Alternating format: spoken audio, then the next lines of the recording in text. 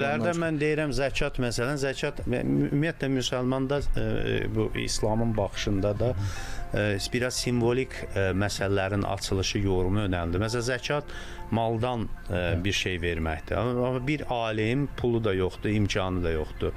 Amma bu bilikdən zəkat verməlidir. Yəni zəkatı biz maddiləşdirəndə də bu artıq müəyyən dərəcədə sxolastik bir yanaşma olur İslama. Əslində İslam indi ona görə çətinlik çəkilir ki, hamı məsələn cənnətdə hurini mütləq bir qadın obrazında təsvir eləyir.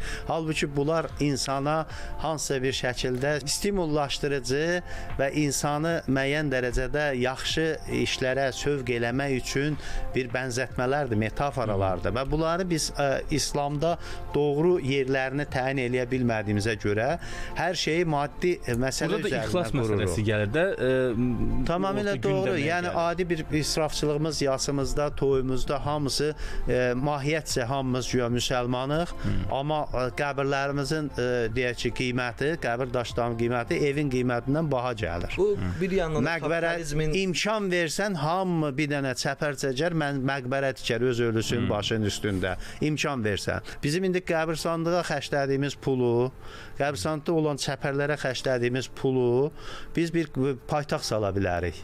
Bir qəsəbə sala bilərik. Yəni demək istədiyim odur ki, biz əslində ona görə deyirəm ki, bu qədər çoxdur. İslam əlbəttə, siz gedin baxın görün nələr, hələ imkan verilsə, inanın ki, boşluq yaransa, hər kəs də orada elə bir ki, bir dənə su çəkdirər. Hər kəs bir qəbrin yanına su çəkdirər. Orada bir köşk yaradar.